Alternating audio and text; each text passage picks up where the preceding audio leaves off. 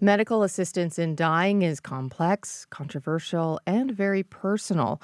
While some of us have been affected by it directly, it's still fairly new and it's always evolving. Our next guest has tackled MAID head on with a fiction book she wrote called A Mercy of Widows. Marcy Fogar, whose pen name is Marcy Lane, is from Kingsville. Her book is a finalist in the Wishing Self Book Awards and the National Indie Book Award. She joins me now in the studio. Good morning. Good morning, Amy. So give listeners an idea of what A Mercy of Widows is all about.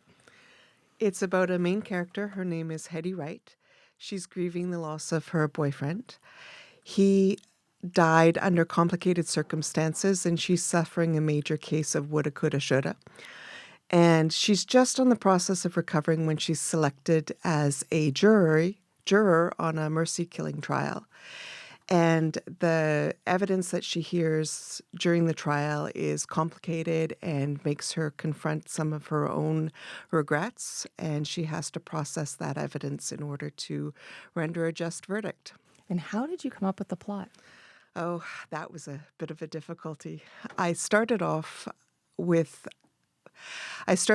my own grieving process, and I was just sort of working through the emotions of that. And then a dear friend of mine, was diagnosed with Alzheimer's, and his disease was already too advanced at around the same time that MAID was first enacted. And so he was not a candidate for assisted dying, even though it was something that he desperately wanted.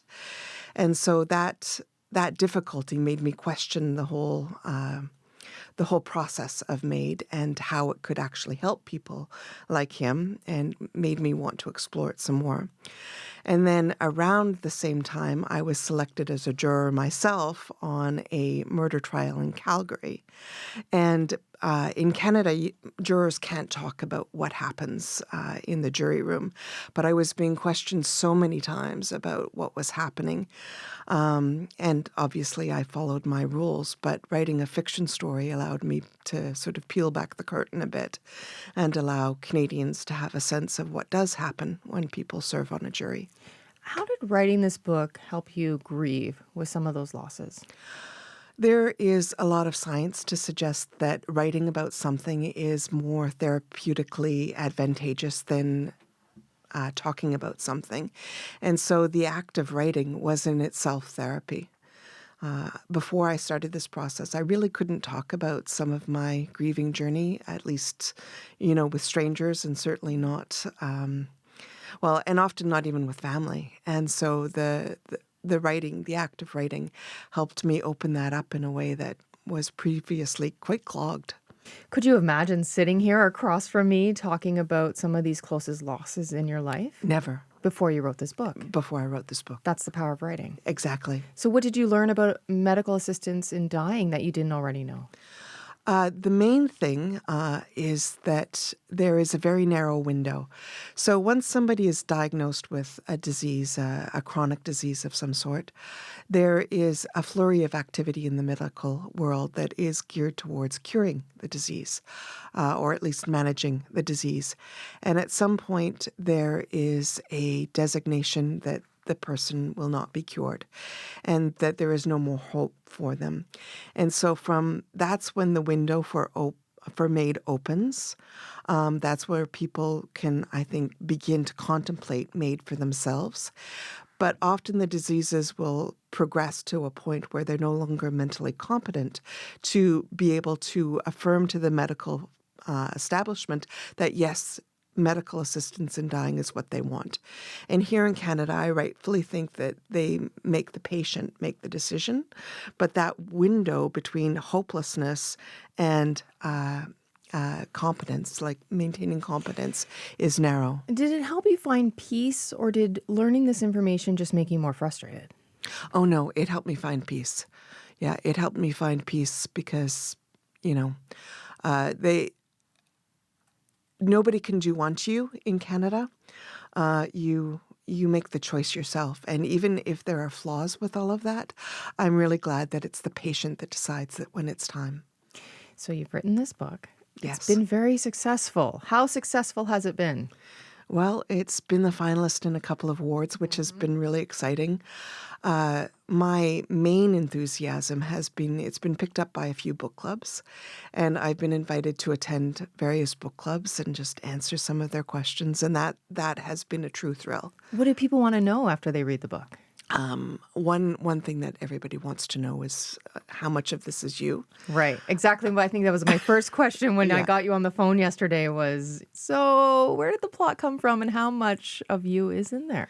The emotions are real in the story, but the plot is fiction. As I like to say, the main character needed to get into a lot of trouble in the story, and she gets into way more trouble than I ever could. Why a pen name? Was that keeping that veil up still? It was sort of keeping up the veil. It was sort of putting things at a bit of arm's length. Also, my real surname is quite complicated. Like nobody spells it properly. Nobody says it properly. Fogel? Fogel, yeah. So you dropped Fogel and went with Lane. I went with Lane. Okay. And Lane is close to a middle name. And so it's Do you think just- if you write another book, you'll stay with that name? I don't know. Yeah. I haven't really decided It sounds yet. like you've been on a journey where you're almost coming into yourself. Yes, Is that fair? it is fair. You're heading to Ohio when we wrap up here. What are you doing there? I'm doing a writing retreat. And so the writing retreat is a very small thing at a Airbnb where a woman from Arizona who I've taken classes with before is coming in, and we're meeting with other writers, and we're going to brainstorm about our stories and have quiet writing time and eat too much Mexican food. I love that. Do you have other books in the works? Always, I'm sure. Yes, I'm working on two projects at the moment. One is more serious, like this one, although there's lots of humor in this one. Need to Okay. mention that.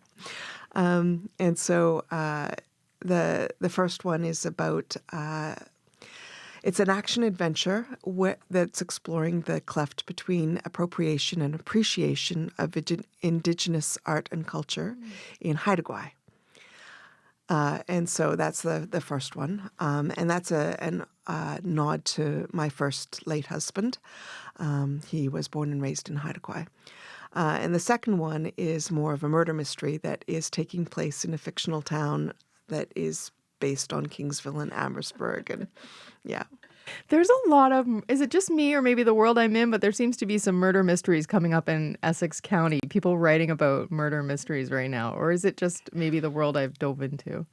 I think Are you finding that? I am finding that. Yeah, I wonder why. It's Yeah. fascinating. Marcy, thank you so much for coming in this morning, and I Thank look you so forward much, to more Amy. conversations. Let me know when that other one's published. All right, I will.